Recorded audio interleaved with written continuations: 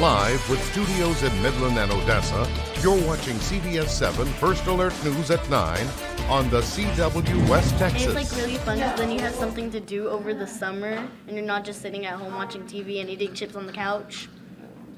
My favorite part is like the fact that it's like a bonding experience. You get to make new friends, learn new things. My favorite class is probably Common Charisma, this one right here. Kids are going to college. Kind of. Coming up on CBS7 News at 9, we're talking about the 41st year of Midland's Kids College. Thanks for joining us for CBS7 News on the CW, and thanks to those of you joining us live on the CBS7 YouTube. I'm Laura Munt, and we start tonight tracking crime. A former Valentine ISD employee was arrested for fraudulently using a school credit card. According to court documents, 42-year-old Ernesto Villarreal used the school credit cards for hundreds of personal purchases. These included travel, home improvements, and university tuition payments. Additionally, Villarreal allegedly changed the direct deposit information for other employees and would send their money to his own bank account. He faces 1 count of theft of federal funds and 8 counts of wire fraud. If convicted, he faces up to 10 years in prison for count 1 and up to 20 years for each wire fraud count. And President Biden has granted the undocumented spouses of U.S. citizens a legal path to gain residency rights. This is an executive action that streamlines the path to citizenship for more than 500,000 undocumented spouses. Under the new policy, a person seeking citizenship could stay in the country through the immigration process, protected from deportation, and they would be eligible to work legally. The applications won't be available until late summer. First, it has to be placed in the federal registry. Then after 60 days, it would have to pass to be implemented. Congress has not set this policy into law, and that is something that is likely to change at any time. I have a lot of clients who are married to USC who entered illegally, and they won't even start the process because they're like, I can't chance not being able to come back for 10 years. Or that I can't chance that they won't provide me with that waiver. In order to be eligible, they must already be married, have been in the country for 10 years, and have no criminal record. Their children will also be eligible. And the Department of Homeland Security Secretary Alejandro Mayorkas is visiting the southern border near Tucson, Arizona, where he faced questions about how migrants are screened. In the Tucson area, Customs and Border Protection has seen more than 80% decrease in migrants placed into immigration proceedings. At a news conference, Mayorkas faced questions about safety at the border and those who are allowed to enter into the United States. He was asked about the recent arrest of 8 Tajik men who had sought asylum and were found to possibly have ties to ISIS. We did not have derogatory information when they were first encountered. Concerns were raised subsequently. We used our law enforcement authorities to apprehend and detain them, and they are in removal proceedings as we speak. Mayorkas also denied a report that claims Homeland Security has identified 400 migrants with potential ties to ISIS. And last night's Odessa City Council meeting addressed hotel-motel tax fund requests. This year, city leaders changed the process for these requests, and a committee was formed that helped applicants beforehand. More than $3.5 million was given out to local organizations and groups. The funding must be used to draw visitors to stay overnight in Odessa hotels. Some did not qualify for that funding, so city leaders awarded those groups money from the general fund. We have a developing story for you now. The Odessa Animal Shelter is currently closed. According to the city, a fire broke out an HVAC unit just outside the shelter. It was the unit used to keep the kennels cool, and officials are currently working on getting a cooling system in place. The city assures that the animals are safe, but it's unknown when the shelter will reopen. It's not good in these hot temperatures to have an HVAC unit not working. I'm here with Chief Meteorologist Tom Teefer-Teller to talk a little bit more about that. Tom? Yes, we are looking at triple-digit heat in the afternoon hours. We saw it today, and it tried to brew up a couple of thunderstorms. Now, all that's left is a little activity across portions of Eddy County, northwest of Carlsbad, about 14 miles northwest, and power poles snap from some severe gusts associated with a strong thunderstorm there.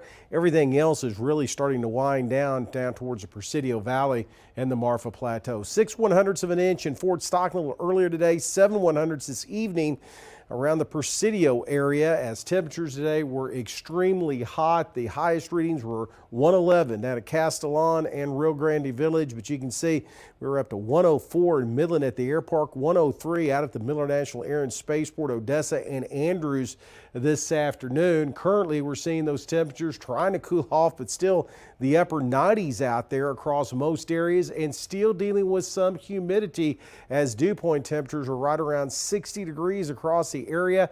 And that's going to make for a very warm overnight across West Texas and southeast New Mexico. Thank you, Tom. We've got an update for you now on the Ruidoso wildfires. Firefighters are making more progress on containing them. The South Fork fire is now nearly 2/3 contained, with the Salt fire to the southeast more than half contained. Lincoln County is asking anyone who plans to celebrate Independence Day in the area to avoid using fireworks. Search and rescue crews, including Texas Task Force 1, are still looking for missing people. Many utility companies have moved back into the area in order to repair their infrastructure, as well as internet, cell service, and natural gas. They're still spotty. And the village is warning residents that people are calling and claiming to be FEMA-approved contractors. According to a Facebook post, FEMA has said there is no such thing, and officials have told them directly that by FEMA that they do not exist. If you're in need of assistance, you can visit disasterassistance.gov for more information on FEMA resources. Back here at home, West Texas has started an initiative to give some much-needed assistance to the people of Ruidoso. Derek Black started the Permian Basin relief efforts after seeing the devastation and the people who were displaced. He's collected supplies ranging from water to bed sheets to give to Ruidoso residents. According to Black, the donations helped create a movement across the Permian Basin. It grew from an idea to a movement that has just, engulfed the entire, Midland and Odessa in its entirety, the Permian. We have multiple businesses that contributed to the success of this drive. And, I couldn't be more emotional than I am now, and more thankful than what we were able to accomplish. The donations will be taken to Ruidoso tomorrow morning.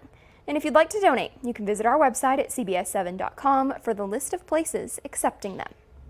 And school might be out, but Kids College at Midland College is in full swing. This 41-year-old tradition is all about giving kids a taste of higher education through engaging classes and fun activities. Those courses include everything from arts and language to sports and STEM.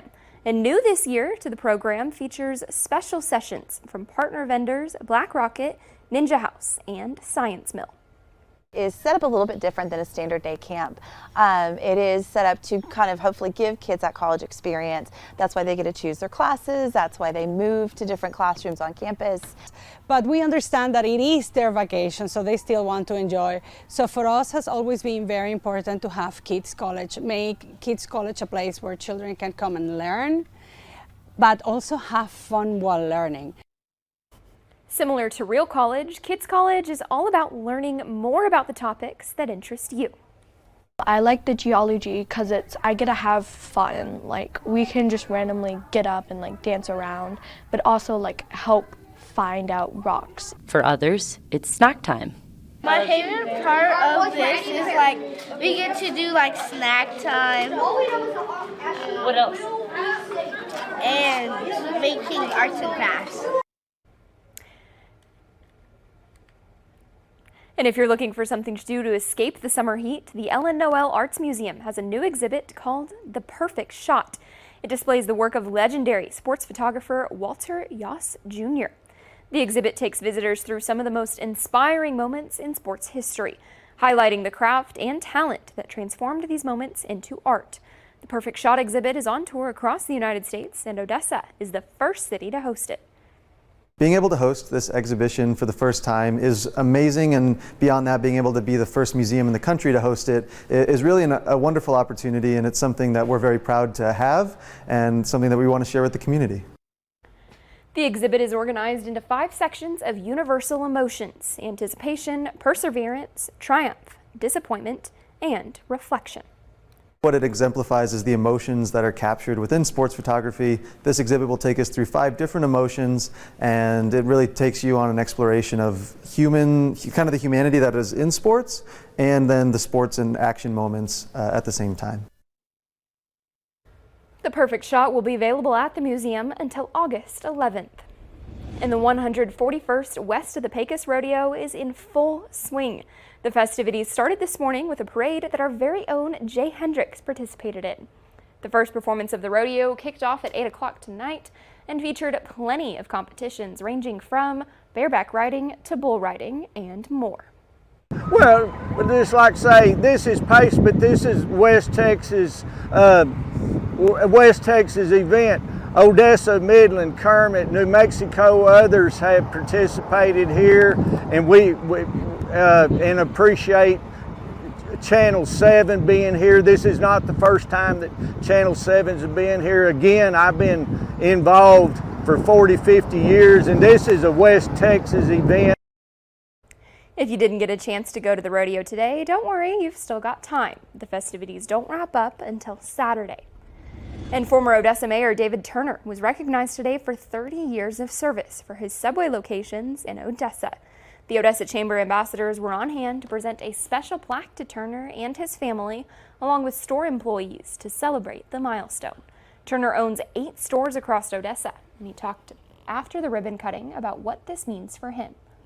We've seen the good times and the bad times. The employees are really what have done it. I mean, yeah, we can go around telling everybody what to do, but they're the ones that we've been very blessed. Many people in the community attended today's surprise announcement and recognition. Congratulations to David and his family for 3 decades of success in Odessa. Still ahead, coming up, we'll hear more from the native Bryce Hoppel as he prepares for the Olympic trials.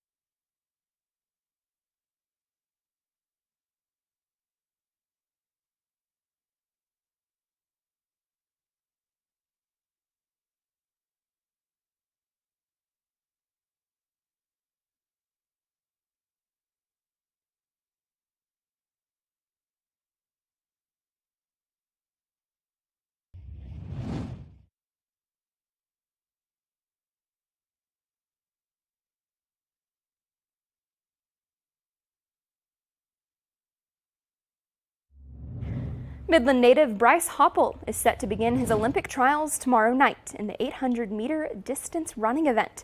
He competed in the Olympics in Tokyo, and ever since then, he's achieved numerous accolades. One of them was winning first place in the World Indoor Championships with a record time of 1 minute and 44 seconds. Heading into the trials and hopefully the Olympics, Hoppel gives a lot of praise to his hometown that's believed in him on his journey to this stage. Representing West Texas, I'm representing Midland, and I think having that responsibility definitely weighs on the shoulders a little bit, but and it's incredible just to get to represent something so much bigger than yourself. And I mean, I couldn't be more thankful to have such an incredible hometown to support me, and it's been so much fun. Like, I hopefully represent as best I can, and I'm always doing everything that I can to represent as. Bryce will compete in the men's 800-meter trial tomorrow night. And the West Texas Track Club will host the 19th annual Dr. Dan Sapiro Track and Field Meet. It will be going on at Ratliff Stadium starting tomorrow until Saturday. The track and field meet is for ages 2 to 99. Tiny Tots will compete in the field events on Thursday. College scholarships will be awarded to high school graduates at the end of the meet. Well, we are still looking at a couple of thunder showers across southeast New Mexico. The heat is going to continue. We'll talk about that. Also, get you ready for your weekend. Coming up next.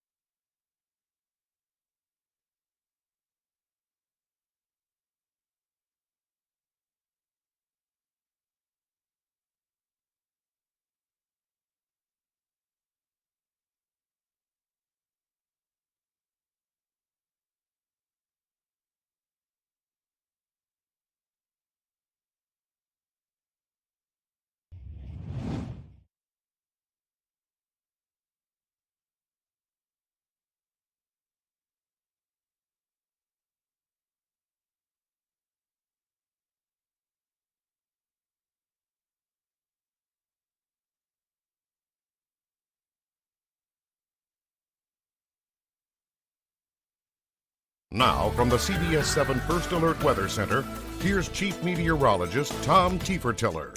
Well, taking a look at the satellite and radar view, still tracking a few scattered showers and thunder showers across portions of southeast New Mexico. Everything else is really winding down. We got a couple of thunderstorms near the Van Horn area down towards Lobo at the present time. And then we got this activity up here north of Carlsbad up in the northwestern portions of Lee County. But everything is on a downward trend as the sun is setting out there. Taking a look at our live iCam in Odessa. Currently, we are seeing temperatures again still hot out there. It's a very hot evening. Still near 100 out towards Wink and Monahans, upper 90s across the Midland Odessa area, and still at triple digits in the Rio Grande Village vicinity.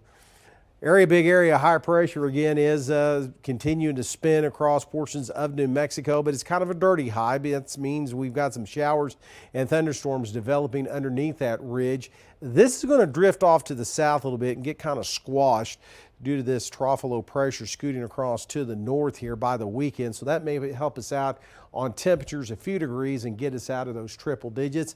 May see an isolated thunderstorm back in our forecast. You can see things really get going across portions of the Texas Panhandle, back across portions of southeast New Mexico. Now, none of the models are really trying to bring this in across the Permian Basin, but we'll have to keep an eye out towards the early morning hours. As temperatures were hot today, that is correct. It got up to 110 degrees in Lubbock, 103 again across the Midland-Odessa area out at the Middle National Air and Spaceport. So extreme heat to deal with this afternoon.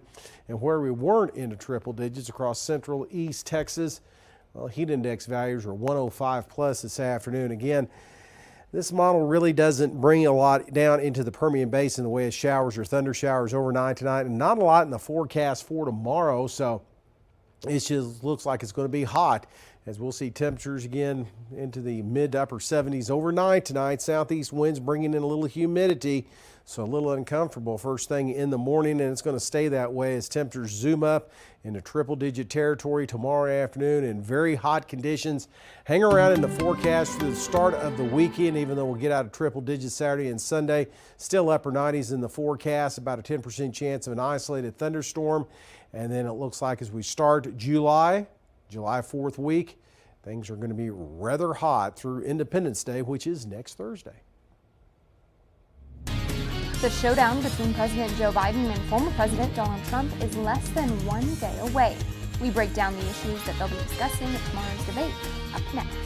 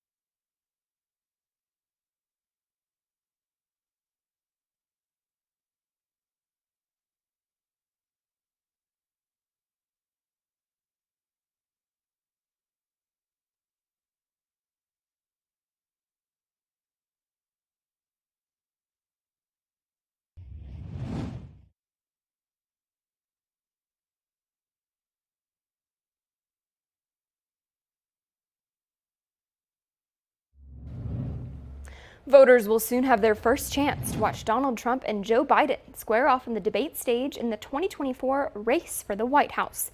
But the debate format is not what most people are used to. CBS7's Washington News Bureau correspondent Brendan Collerton shares how the rules can change the outcome in Atlanta. Muted mics, no pre-written notes, and no studio audience. The debate on CNN does not follow the format that has dominated for decades. But some say the new format could improve the results. But I just want to make sure. The last time Donald Trump and Joe Biden shared a debate stage, critics panned the product as the candidates continuously talked over each other. The organization Open to Debate says a general lack of civility is seeping into politics. These debates that are supposed to sort of be the beacon of excellence are reflecting a decline in our, civil discourse overall. An Open to Debate study found there was just one instance of candidates talking over each other in the 2004 presidential debates. That figure increased to 76 in one 2020 debate. They believe CNN's new policy of muting the microphone of the non-speaking candidate can help. They will not be able to interrupt. They will not be able to talk over or do things that we saw revealed in this study. Another change is scrapping opening remarks, which Open to Debate says could play into a growing trend of debates not creating substantive policy debate. This debate is designed much more for a broadcast ethos, and almost social media consumption and these quick snippets. This debate also marks a departure from utilizing the Bipartisan Commission on Presidential Debates, as Biden declined to participate in that format. Instead, the debate will be produced by CNN, who agreed on the rules with Biden. These are Biden's rules of engagement. So it stands to reason that these are his preferred, media partner, moderators, structure, studio instead of live audience. This will be the first presidential debate without a live audience since the 1960 event featuring Richard Nixon and John F. Kennedy. In Atlanta, I'm Brendan Cullerton.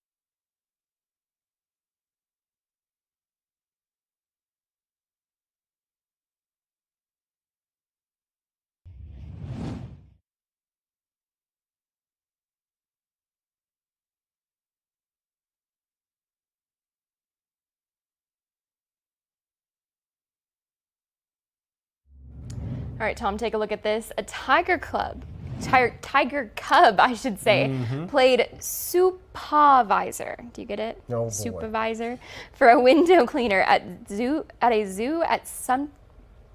a Sumatran tiger cub was named Zara. Sumatran, there we go. I can't read this today. Demonstrated keen supervisor skills, closely observing the work of a window cleaner at the Nashville Zoo. The adorable clip shows the tiger cub following the cleaner's squeegee along the glass and occasionally pouncing at it. Zara and her siblings Bulan and Kirana were the first Sumatran tiger cubs to be born at the Nashville Zoo.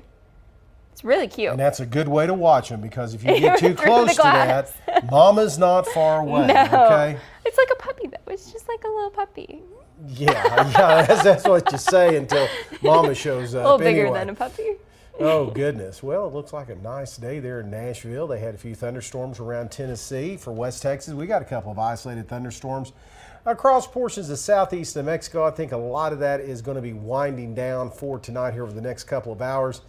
And guess what? More triple digits are in our Oh, forecast. goody. So excited. Thanks for joining us for CBS 7 News at 9 on the CW. We've got more news coming up tonight at 10.